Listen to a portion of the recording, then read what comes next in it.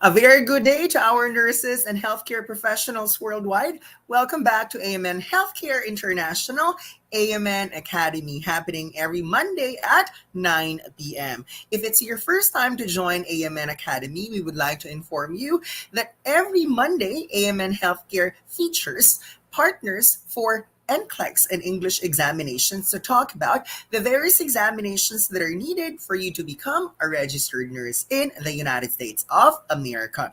So every first and third Monday of the month, the focus is NCLEX, whereas second and fourth Monday of the month, it's the turn of 9.09 or English to talk about English examinations. So back then in 2022, that was when CGFNS accepted all sorts of English examinations. For nurses now have the liberty to decide which English examination they can take for their visa screening and their license for each state, whether it's licensed by endorsement or licensed by examination. So for quite some time, we have discussed the four subtests. There's listening, reading, writing, and speaking. But we always focus on the three high stakes English examinations that are most popular among the nurses, and they are PTE, IELTS, and OET. So joining us tonight is Coach Brian Martin Shawson, who, by the way, got perfect 9.0 in all subtests of the IELTS and perfect 90 over 90 in all subtests of PTE. That's why for tonight, we chose the topic common mistakes. Yes, been there, done that. We had to go through the entire experience of taking an examination. That's why we know exactly what you are thinking of. So, we want to share with you the common mistakes that we need you to avoid, such that when you take the examination, these are the big no nos that you're supposed to remember if you want not just to pass, but to ace the examination. Coach Brian, would you like to greet our live viewers for tonight? Certainly, Sir Irvin. Thank you so much for this opportunity, AMN. And also to our attendees from all over the world and in all of the places, all over the Philippines as well. I would like to greet all of you. A great day. I don't know what time it is in your place. Good morning, good afternoon, or good evening, wherever you are in the world. I'm so excited to be sharing with you a few tidbits about the common errors that candidates actually make when they're taking their English exams. In particular, we're going to be focusing on probably a couple of these English tests. But don't worry, because the tips we're going to share with you tonight will be applicable as well to other English exams. Thank you so much, Coach Brian. Before we continue, I just would like to greet Miss Jennifer. We've been working with Miss Jennifer for several years now, and she's doing an amazing job at helping all the nurses and applicants of AMN pass their English examinations. Guys, if you've noticed, we shared on the post that we are usually giving away prizes every time we conduct a Facebook Live session. So, yes, towards the end of this Facebook Live session, we are going to announce the name or the names of the lucky winners or winner, depending on how many active live viewers we have for tonight. So, what are the three possible prizes that you can win for tonight? Number one, cash incentive. Number two, it could be a free book that we can deliver free of charge to any Philippine address. Or number three, free 1 month access to our AI-powered writing correction. So we'll ask the lucky winner later which of these prizes he or she would like to receive. So to start the ball rolling, let's ask our live viewers. Right now, we have 20.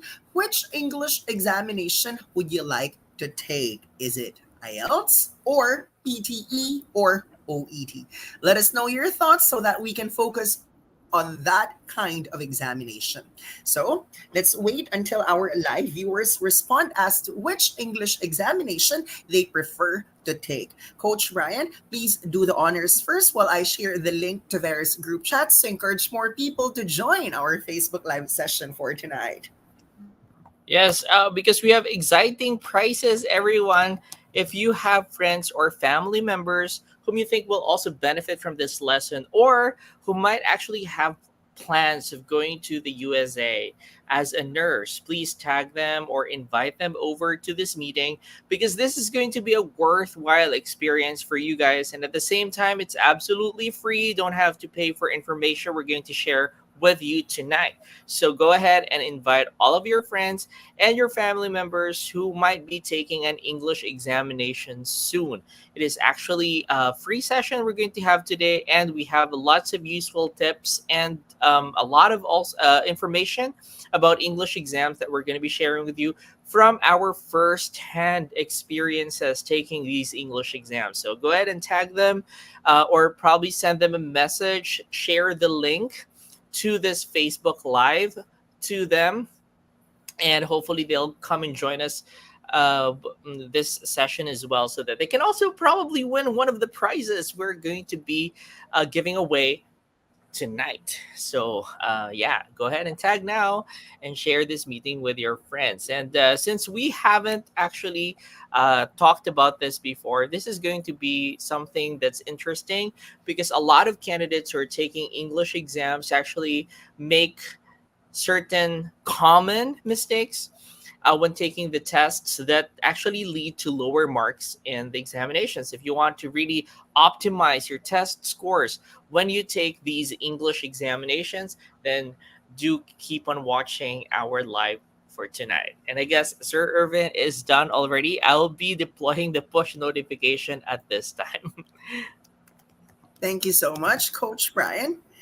And just like that, because our dear live viewers started to use the comment section now, we have 30 live viewers. So now let's take a look at the comments of our live viewers and let's interact with them. Because remember, the active live viewer or viewers is or are going home with a prize. And we're going to announce the name or names of the winner or winners by the end of our Facebook live session. So Sagix Tarian is planning to take IELTS together with A. Blake Ardiente, Adriel Pizarra, Emily Olivares Panganiban, Glenn Fontanilla Cas, who else? Jessica Galolo Reyes also plans to take the IELTS. Maria Gigante. So they are the ones who are more interested to take the IELTS. And why not? Apparently, all the states in the United States of America accept the IELTS.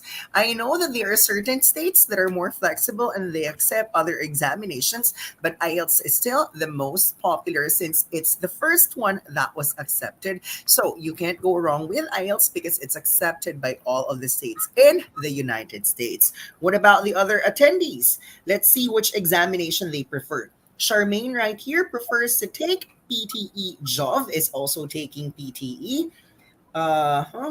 Okay. We have two candidates taking PTE. I want you to know that perhaps the reason why some of the nurses do not want to take PTE is because it might not be available in their city or region. Say, for instance, let's use the Philippines as an example. In the Republic of the Philippines, IELTS as an examination is being conducted in 32 key cities nationwide, whereas PTE is only available in 4 key cities, namely Makati, Baguio, Cebu, and Davao. So what if you are from Iloilo? Or what if you are from Tuguegarao or Zamboanga? In these places, there is no PTE. That's why people coming from these cities prefer to take IELTS because IELTS is accessible and readily available in their province or region. What about OET? Do we have anyone here planning to take OET? There's Colin, who's planning to take OET. Mai is also taking OET, and Janina taking OET. Guys, OET, I understand, might be the most expensive English examination, but I have two things for you. Number one, it's the most relatable. So one thing's for sure, whatever is going to come out in OET is something that you have encountered either in the hospital or when you were still in college.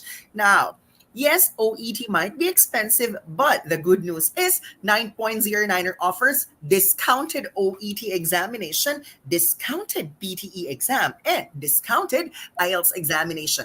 Applicable only if you're taking the test in the Philippines. So, as early as now, we'd like to apologize if there is anyone taking IELTS, OET, or PTE outside of the Philippines. We can still help you with your online preparation, but we cannot offer you any discount. Well, we'll never know because 2 years ago, we never offered any discount to any of these high stakes English examinations, but now we are offering a discount in the Philippines. Who knows? The stars might align, and next year we might be a global agent offering a discount for all of the candidates worldwide. And 9.09er, we assure you, will never stop until we are able to offer more services to our local and international reviewees. So, Coach Brian, I'd like to ask how much is the regular price of the PTE examination? PT now in the Philippines costs 230 US dollars. So when you convert that with the credit card charges and the exchange rates and all that, then that might turn out to be more than 13,000 pesos. But with the discounts, Sir Irvin, how much would it be? Okay, guys, it's actually unprecedented because now the exchange rate is at 59. And Visa and MasterCard usually add 1 peso.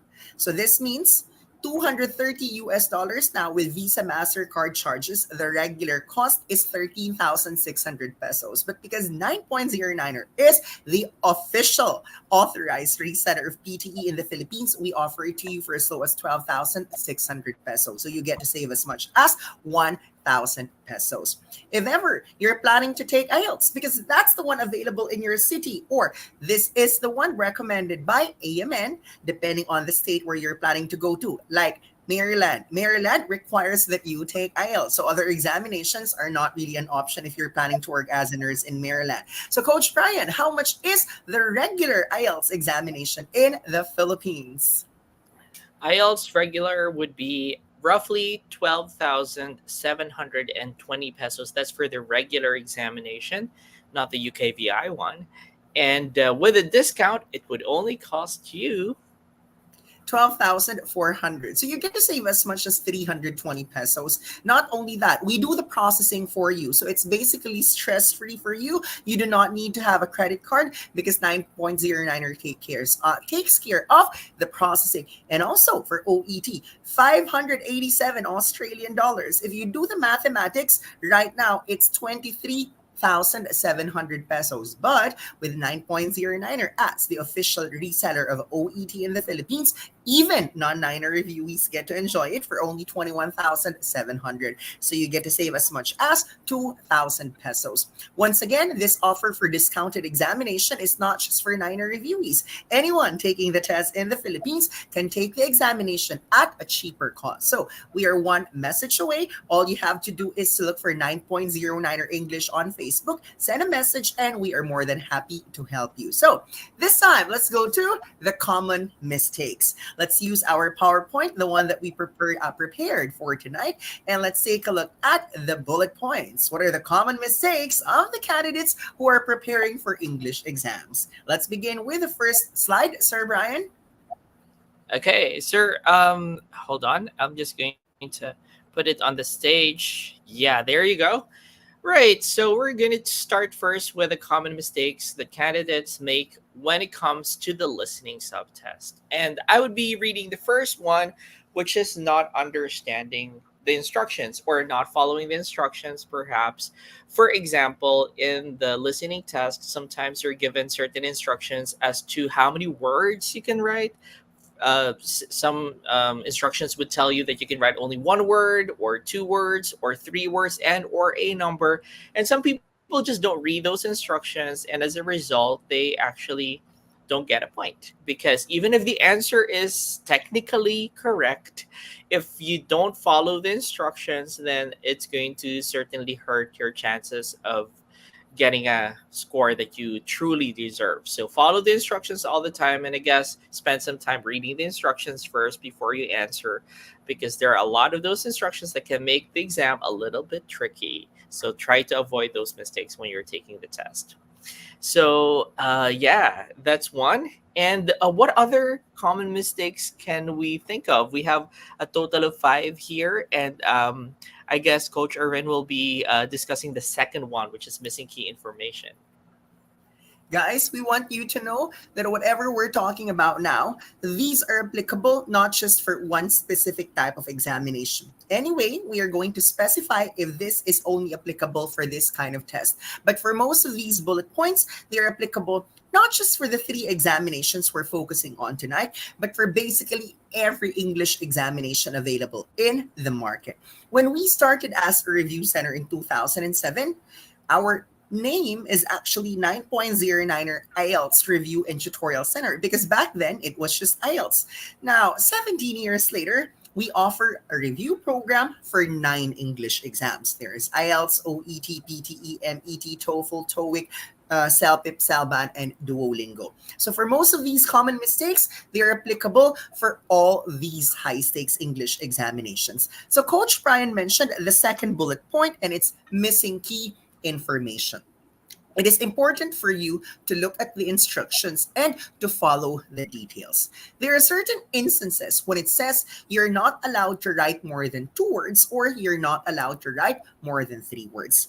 But there are also certain instances when candidates write less than the required answer. Say, for instance, let's think of an example. Say, for instance, the question is, the type of question is fill in the blanks. In other words, this is gap fill. And then it says blank. The candidate is supposed to write high school. But some of the candidates just write school. Sometimes the word school can be confusing.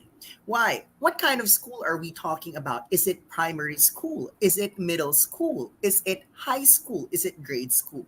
So for most of these English examinations, they need you to come up with a specific answer for as long as it follows the instruction of you writing not more than the required number of words. So kindly remember this one.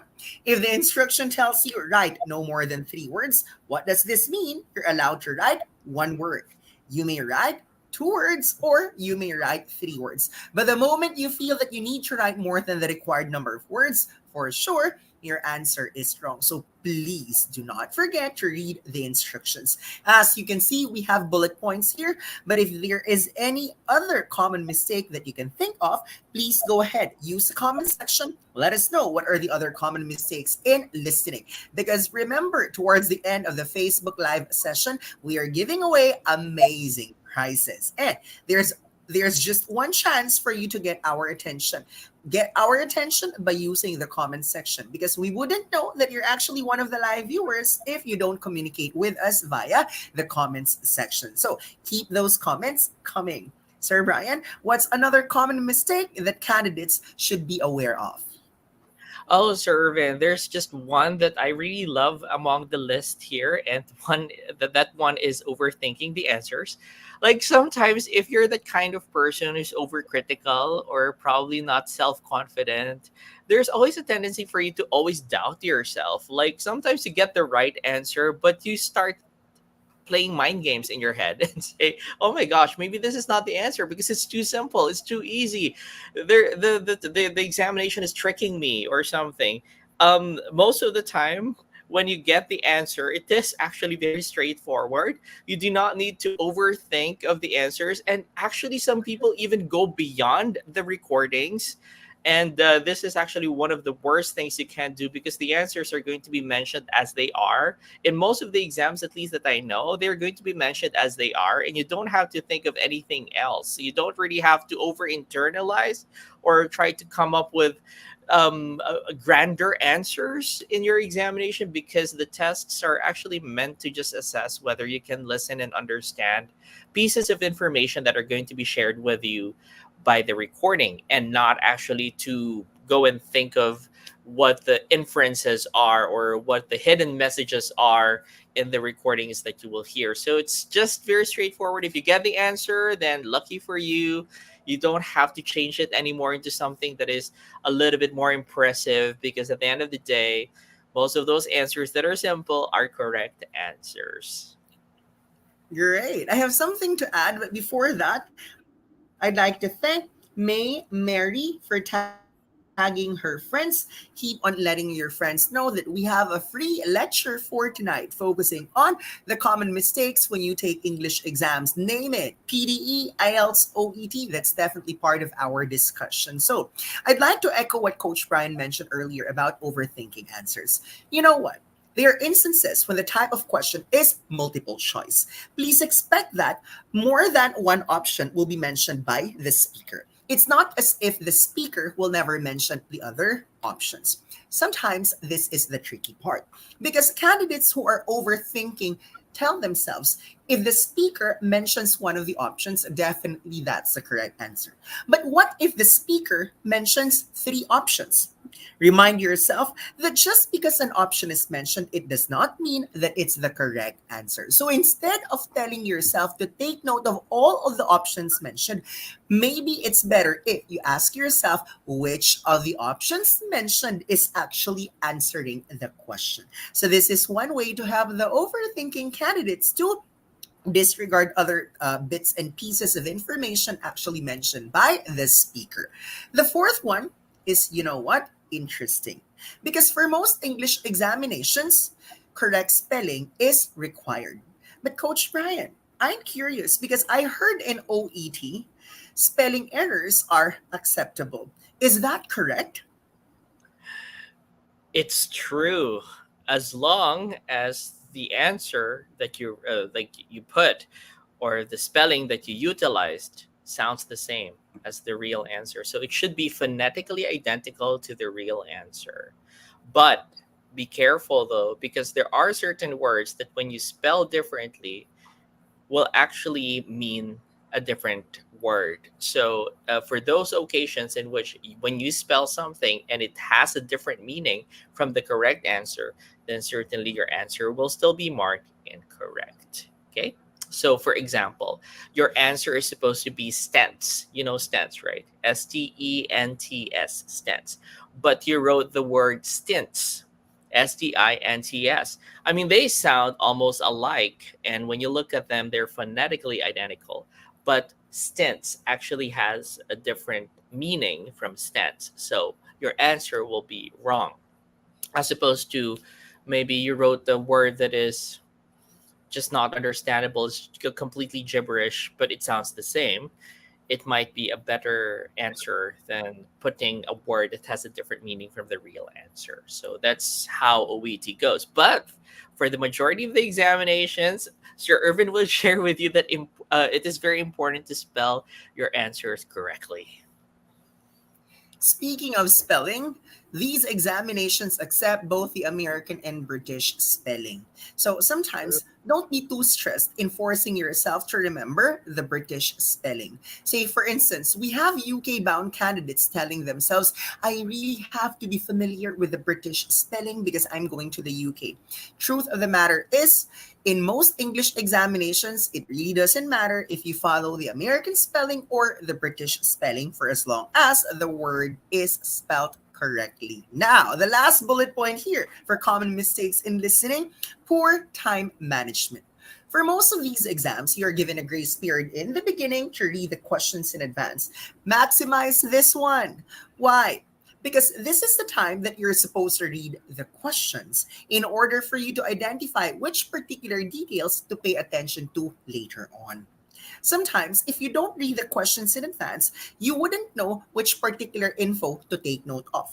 Remember that one question is relatively long, and one section rather would usually last for about 7 to 8 minutes. But I assure you, out of the 7 to 8 minutes, you'll only be needing 10 answers. The guarantee is there are more details that you do not need as compared to the details that you need. So please maximize the grace period that is being given to you for the start of the actual recording. But what about the section, or what about the grace period after that particular portion? Use this one to review your items for this section before you move on to the next one. Or if you have enough time and you are confident with all of your answers for that section, then you can go ahead and move on to the next section, or who knows, the next subtest. So That's about it for the common mistakes in listening. And we have prepared 4 slides for you tonight because there are 4 subtests. If you do not have questions or you have no new common mistakes to add for listening, maybe we can move on to reading. Surprisingly, reading is actually the second most challenging subtest for Filipinos. Most of us obviously find writing challenging, especially if we're not really used to coming up with essays. Some of us might feel that speaking is more challenging than reading, but actually statistics tells us otherwise. Because consistently for most exams, whether it's IELTS, OET, or PTE, reading is actually our second weakness as a nation. And mind you, our national average in reading goes down year after year. So, what do you think, Sir Brian, is the common mistake of our English examinees? How come our national average in reading goes down year after year after year? Well, perhaps because the comprehension level of Filipinos are also is also dropping year in year out. So that's one. And I think that laziness also has a factor in here because a lot of people who are taking the exam right now are so lazy, especially when it comes to the first one. Many people ignore the instructions. Perhaps one of the most common for the IELTS is the true, false, not given instruction. It says there T, F, and G, and people still write true, false, not given. Or it says yes, no, not given, and still people would write true, false, not given. They just completely ignore the instructions and go straight away to the questions and start answering them. So read the questions. Sometimes you're asked to write the full word. Sometimes you're asked to write letters only. Sometimes it's yes, no, not given. Sometimes it's true, false, not given. And sometimes you're supposed to write letters in the paragraphs. Sometimes you're supposed to write Roman numerals for the matching headings to paragraphs. So take some time to read the instructions, understand them before jumping into any of the questions in your test. That's going to save you a lot of trouble, and also it's going to save you from getting unwanted deductions in your examination for not following instructions. Great. Thank you so much, Coach Brian. Now, we have 60 live viewers. That's because you keep on using the comment section so your friends are notified that you're watching this Facebook live session. I have an honest question to ask our 60 live viewers. How many of you are not fond of reading? Be honest and type me in the comments section. Let me just repeat my question. How many of you are not fond of reading? Again, use the comment section, type me. And this is some sort of a survey. It's not as if we are going to ridicule people who are not fond of reading, but this is one way for us to know how many people are not really enjoying reading while you are typing, because there's apparently a few seconds delay from StreamYard to Facebook. I want you to know that back then in early 2000s, in fact, I started teaching English exams in 2006. Back then, people actually have very good grades in reading. Why? Because this was when social media wasn't really popular at that time. In fact, before, people prefer blogs because back then there were no vlogs. Coach Brian, what would you remember? When did Friendster, MySpace, and Facebook actually rose to fame? Oh my gosh, I can't remember anymore. That was probably like Facebook. I probably had my first Facebook account after college, or maybe just before graduating college. So that will be roughly 2005, 2006. But it was not even as popular before because people were still consuming blogs and all that. I think so too, and I think TikTok is more recent. Like Oh, maybe I'm not really sure. Is TikTok 5 years old, 6 years old? probably a little bit older. We don't really know, but it rose to popularity around that time. Guys, why are we asking? Because right now, with the omnipresence of all sorts of platforms, there's Twitter, there's Instagram, there's Facebook, YouTube. TikTok. People have shorter attention span. Why? Nowadays, it's very easy to click up, swipe left, swipe right. If they're not interested in something, they don't pay attention to it anymore. Back then, people had no choice but to read because that's the only way to get information. But now, instead of searching using Google, some people would rather go to YouTube or would rather go to TikTok and prefer watching instead of reading. So let's go back to everyone who answered me. Okay, 1, 2, 3, 4, 5, 6, 7, 8, 9, 10, 11, 12. Okay, 12 of our live viewers, I laud you for being so brave in admitting that you are not fond of reading. And guess what? I, for one, am a human being who is not fond of reading. Why? For a talkative person like me, I'd rather talk than read. I'd rather converse with my friends than to send them a message. But guess what? Even if I'm someone who is not fond of reading, I forced myself to practice reading when I prepared for my examination, such that I took two versions of the IELTS, one academic version and one general training version. So for my academic version, I got 8.5 in reading, and for my general training version, I got 9 in reading.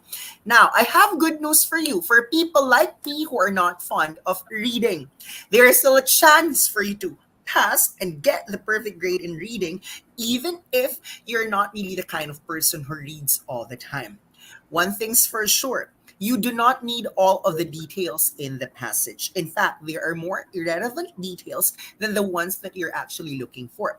And good news is, you can even pass, you can even get the perfect score, even if some of the words in the passage are words that you do not understand. As long as the words you do not understand are not the answers that you're looking for. So going back to my tip earlier in listening, it's best that you read the questions beforehand. So this will allow you to identify which information in the passage to absorb. Say, for instance, now you've read all of the questions. Now you read the first sentence and you've noticed that the answer you're looking for is not here. Congratulations. You don't have to absorb every information in the first sentence. Move on to the second sentence. Now, moving to the second sentence, there is a word you cannot understand. Say, for instance, conundrum. Now, you ask yourself, what is the meaning of conundrum? But instead of trying to figure out the meaning of this unfamiliar word, I would rather that you ask yourself, is this word one of the answers that I'm looking for? Because if the answer is no, forget about the meaning of that word, move on to the next sentence, because all you have to do is to find the answers and not really to absorb every single information present in the passage. Would you agree with me, Sir Brian? Yes, certainly. I think a lot of people just misinterpret what the reading exam is. A lot of people feel like it's a leisurely activity or they have to read everything to get the right answers.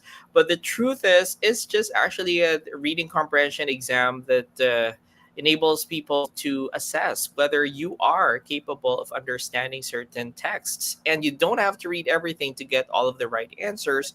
You just have to know what the questions are looking for, not misinterpret them, and find them in the passages. So, in relation to that, the next thing is a lot of people feel so overconfident with just skimming and scanning that they skip the entire text and actually answer based off their knowledge. And this is very dangerous, especially when you're taking the OET.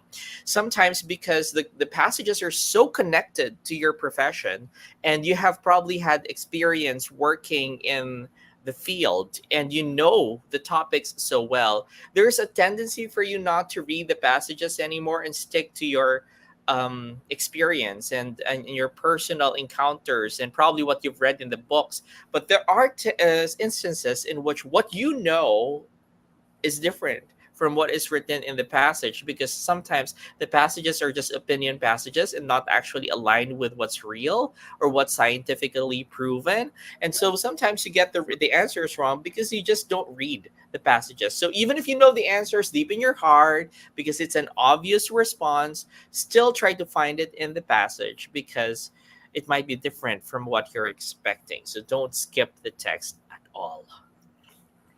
Bingo! Moving on to the fourth bullet point, we want to emphasize that some people fail the reading subtest not because they fail to understand the words or not because they just didn't get it. Sometimes they are not able to finish the examination because they spend so much time answering one item. Let me give you a perfect example. In IELTS reading, you're supposed to look for 40 answers and you're given 60 minutes to do this. So common sense dictates you're not supposed to spend 5 minutes in answering one question. In fact, I recommend that you spend 1 minute for each question. So 40 minutes, 40 questions. What are you supposed to do with the remaining 15 to 20 minutes? This is when you review your work, especially if it's IELTS on paper. You are not given extra time to transfer the answers from the booklet to the answer sheet. So that's what you're supposed to do when you're in the last stretch of your reading examination. Guys, some people feel that difficult questions are more important than easy questions. That's why they spend so much time in answering a difficult question. But let me tell you this, it's supposed to be the other way around. Because when you focus on an easy question, you get the answer right away, you move on to the next question, it allows you to find more answers because you are easily able to identify the answer for one particular item. So move on to the next question. The moment you feel that you're spending so much time in answering one question, if I were you, stop doing that. Just answer that question using gut feel. And then just put a mark to remind you that you're unsure of this answer. It doesn't really matter if you have a lot of items that are unsure. What's important is you try to answer as many questions as you can because apart from comprehension, there is time limit, which is one of the hurdles in the reading subtest.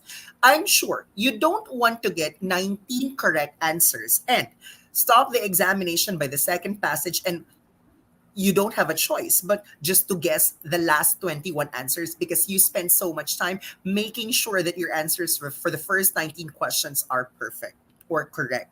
I would rather that you finish the examination on time and answer as many questions as you can. So never register for any English test without making sure that you can finish the reading subtest on time. Sir Brian, anything else to add before we move on to the next subtest? Oh, directly linked to that, Sir Irvin, is that some candidates have very poor skimming and scanning skills. They tend to read everything because their skimming and scanning skills are not actually up to the standard. So, what you need to do if this is a problem is you probably would want to have training for this. And thankfully, 9.09er offers classes for skimming and for scanning.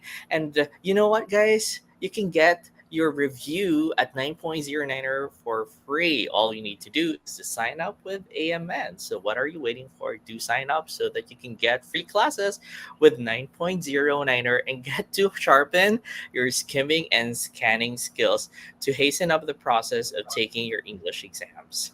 All right, so probably it's time for us to move on to the hardest subtest in most English exams, which is the writing subtest. And one of the things that I think Sir Irving could actually discuss this in more detail. One of the things that actually cause candidates to flunk the exam is that their responses are not well constructed.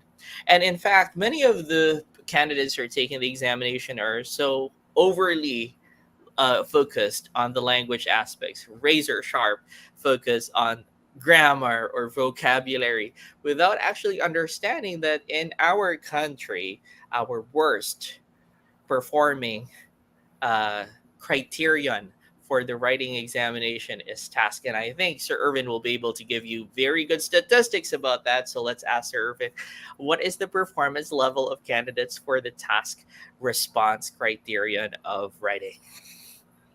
Thank you for that, Sir Brian. Since this is an English examination, most people force themselves to inject figures of speech, idiomatic expressions, big words, compound complex sentences, and lengthy essays. Because for some people, they feel that the longer the essay, the higher the grade. And for some people, the more highfalutin words, the more flowery expressions they include in their essay, the higher the grade.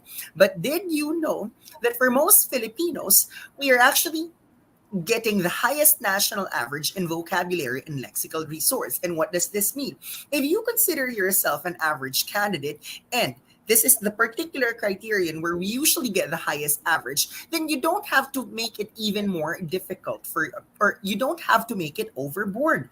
I guess you have to focus on the weakness. And seriously, our weakness is not vocabulary. It's not even grammar, but it's the ability to respond to the question. The problem with us is we provide information that's not asked. Say, for instance, the topic has something to do with unemployment. Then the question asks you to mention the causes and effects. But you are this kind of person who wants to write something that is very long, thinking that a long essay is automatically going to help you get a higher grade, which is not the case all the time. You try to add recommendations. But if the question does not ask for recommendations, then do not add recommendations. You keep on going back to the question. If the question asks you to identify the causes of unemployment, the effects of unemployment, then do not write something that is not asked. So always go back to the question before you write the next paragraph or you write the next sentence. That's why our first bullet point here is not addressing the task. But what about structures? Yes, for some of you, when you take English examinations, maybe you don't think of paragraphs or you don't think of the order of sentences. And for some people, it's as if they just do freestyle writing. They just write one paragraph from beginning to end, a paragraph with at least 30 sentences. But, Sir Brian, what structure are we talking about when it comes to English examinations?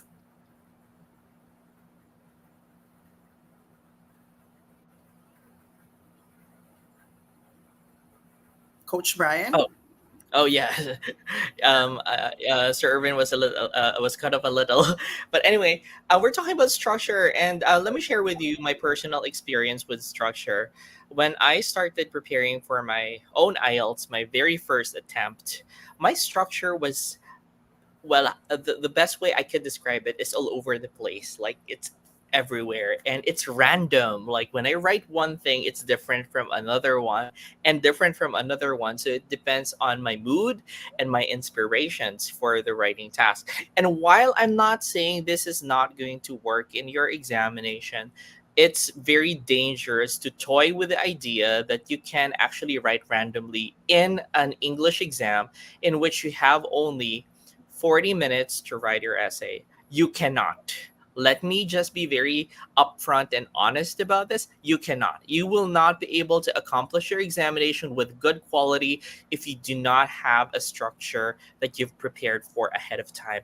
And fortunately, 9.09 actually offers the best, I would have to say the best because, it's effective structure that we can share with you so that you can utilize the structure for each type of question that you're going to encounter in the test, so you can actually have an upper hand. So when you take the examination, it will be easier and more smooth sailing for you to accomplish your examination without much difficulty. And I tell you, our structures really work. And how do I know? Because I use the structures in my real exams and got, well, a perfect score in the writing subtest, and another one in which I got an 8.5. It's not a fluke, as Sir Irvin would always say.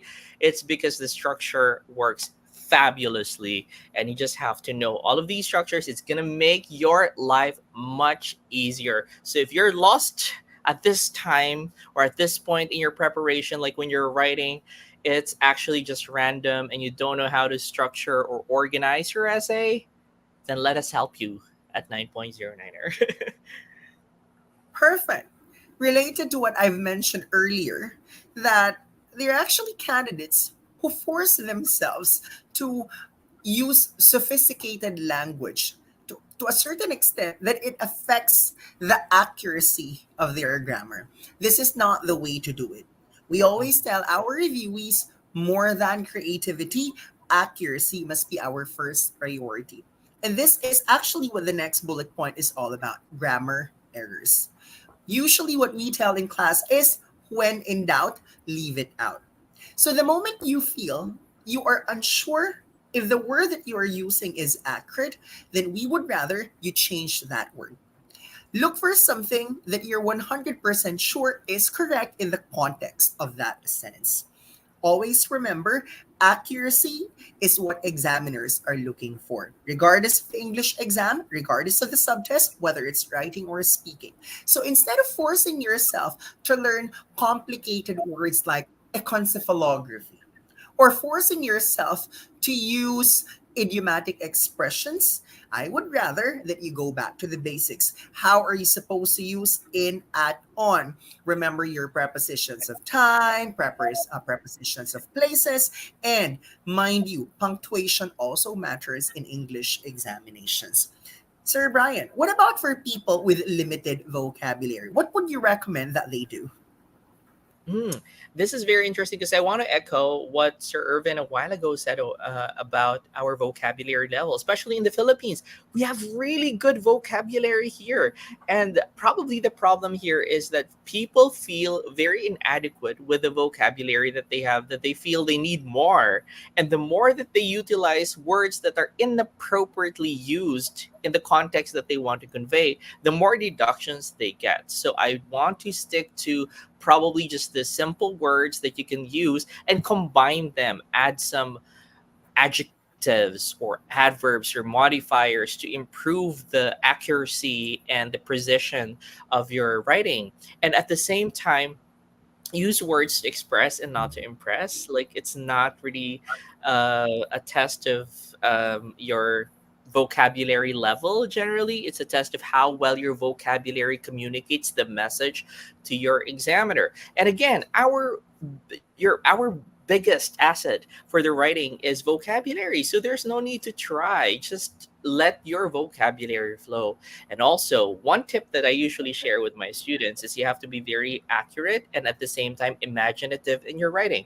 Like, when you're thinking of a concept, try to give some very concrete examples, which will help you to tap into your inner vocabulary and utilize more words in the process that you would probably otherwise not be able to think about if you don't write examples. So, examples really help a lot. Thank you for the insight, Sir Brian. Now, the next one tells us incorrect formatting. We want you to know that for most of these examinations, there is a recommended format. Say, for instance, in writing task one, you are allowed to write your overview towards the end. You're also allowed to write it after the introduction, but most examiners prefer that you write it immediately after your introduction because 20% of the candidates cannot finish the writing task on time. So, what if you're part of the 20% of the candidates who prefers to write the overview towards the end? And when you were about to write your overview, that's when the test supervisor said, okay, that's the end of the examination, pencils down. The problem basically, the examination ended, and yet you were not able to write your overview. So this is going to have an impact on your grade. So that's one thing for you to consider. Or number two, what about in IELTS writing task two? There are certain types of questions that prefer you write the stand in the beginning. There are also certain types of questions that require you to write the stand towards the end. So if you just take the examination and rely on YouTube University without feedback, without one-on-one coaching, then it's going to be dangerous. Good for you if the required grade is just low. But what if the visa that you're applying for requires that you get a higher band? So I am not saying that YouTube University is not effective at all. What I'm saying is it does not work for everyone, especially for people who need feedback, who need evaluation. When you watch videos on YouTube, you might learn, but you'll never know if what you're doing when you do it on your own is correct because there is no one to evaluate your performance. So, incorrect formatting is something that we can actually rectify if you have someone to guide you. That's why AMN Healthcare International chose 9.09er English to be their review provider for English examinations because we include daily one-on-one coaching in writing and speaking. Now, I'd like to ask our live viewers who are still with us, of the four subtests, listening, reading, writing, and speaking, which subtest is most important for nurses and healthcare professionals going to the United States of America? I repeat, If you're a nurse or healthcare professional going to the United States, which of the four subtests is the most important? The one that you should focus on during your review. Is it listening, reading, writing, or speaking? Why am I asking this question? If you know exactly which subtest to focus on, perhaps it will allow you to come up with a study plan.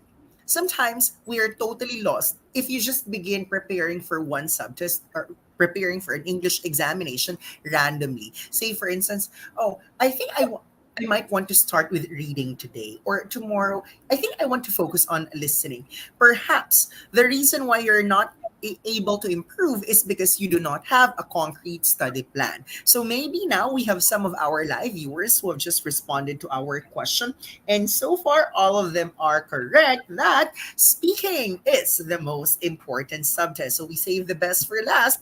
The last 10 minutes of our presentation, we focus on speaking. And this is something that we're very confident to talk about because I, for one, got 9.0 in my IELTS speaking. Coach Brian got 9.0 in IELTS speaking and perfect 90 over 90 in PTE speaking. So, Coach Brian, common mistake in speaking number one, please. Right, let's start with number one. This is so exciting. Not answering the question or not hitting the question right to the head. Like there are so many candidates who are taking the examination and they keep on yapping, talking about things, but they're not actually addressing the question at all. For example, if you're asked, let's talk about flowers. What's your favorite flower? You could just easily say that your favorite flower is what? Maybe an orchid or maybe roses or tulips, but some people would go and talk about their encounters with flowers and how flowers relate to their human existence, which is a good intro, really. But if you are taking the IELTS in particular or most English exams, you don't really have the liberty of time to talk about all of your experiences regarding flowers when you're asked a simple question like that. Many examiners cut you out. Like after a few seconds of talking, they just move on to the next question. And what if you're just talking about how flowers really impacted your life, changed your life for the better, and then the examiner said, okay, now let's move on to talk about food. If you did not get to answer the question, then your answer will be off topic or unrelated to the question. There's no direct connection, and that's going to hurt your fluency score.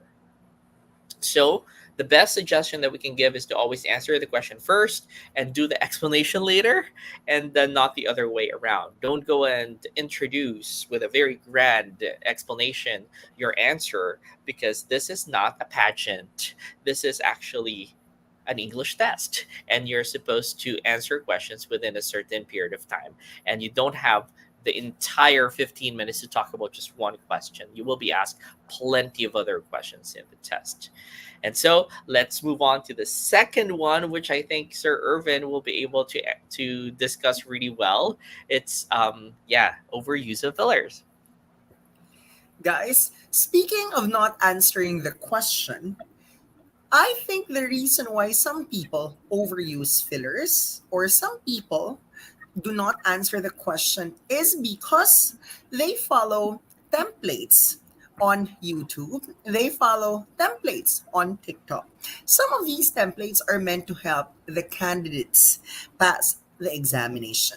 But if they keep on using overused templates that have been used by thousands, or who knows, if that particular video on YouTube got 1 million views, then imagine 1 million candidates worldwide are going to use exactly the same template. What are the chances that you're going to stand out? Or what are the chances that your examiner is not going to notice that what you are using is actually not related to the question?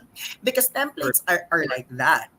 They tend to come up with a group of words that are applicable in general, but are not necessarily specific responses to that particular question that the computer asked you or the human examiner asked you. Or sometimes some people use unnecessary fillers and templates like, thank you for asking that question. The first thing that comes to mind when I hear this filler is question, is this germane thought that made me feel, wait a minute, that's an unnecessary filler right there. Examiners, whether human or computer in the case of PTE, need you to respond right away because you do not have the entire time to keep on using these lengthy and unnecessary templates. Yes, they might be grammatically correct or the structure is actually very flowery. It's just that PTE as an examination is a very short test. Listening, reading, writing, and speaking, everything is incorporated in 2 hours. So you do not have the luxury of time to inject all of these lengthy templates. They might be grammatically correct, but for most of the human examiners or for most of the candidates who are being assessed by AI in the case of PTE, this is just unnecessary and not relevant to the question. So, suggestion of 9.09er: avoid overused templates that are proliferating on the internet.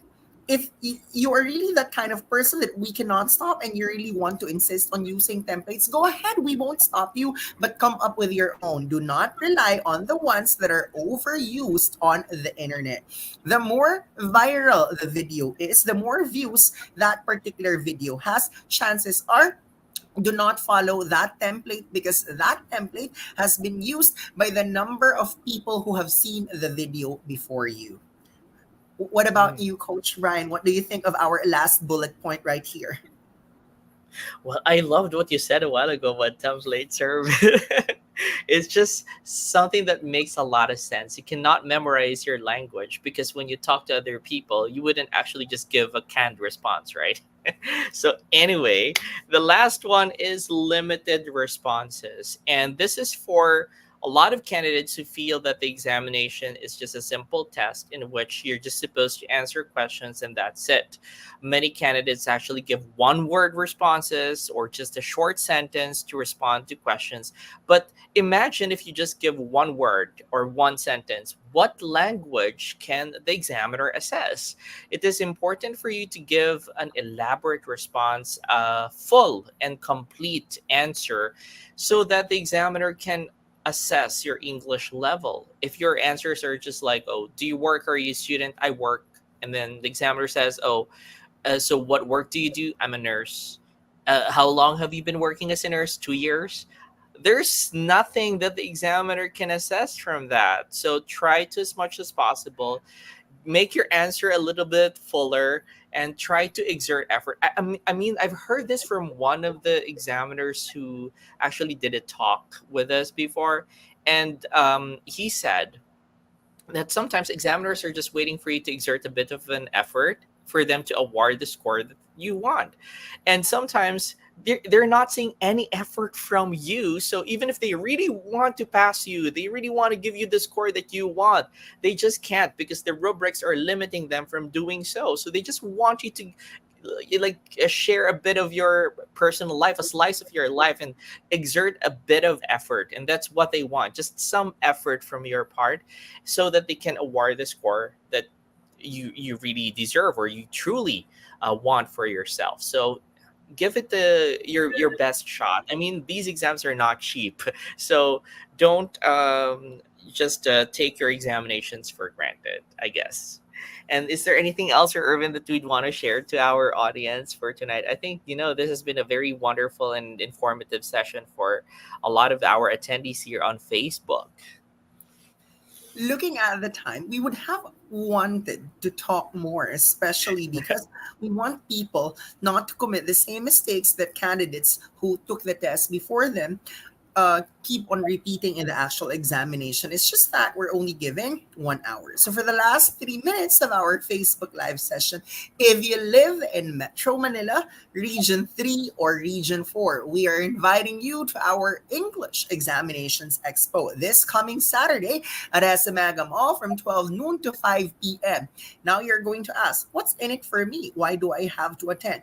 Because I tell you, this has never happened in my last 18 years of teaching IELTS, or I can confidently tell you, this has never happened in the history of IELTS in the Philippines that in one day, 19 people are going home with free exams. So this coming Saturday, 5 lucky attendees are going home with a free IELTS exam. 5 winners of free PTE exam, 5 winners of free TOEIC exam, 3 winners of free MET exam, and 1 winner of free OET examination. So lucky are the 19 attendees, for they shall go home with a free English test.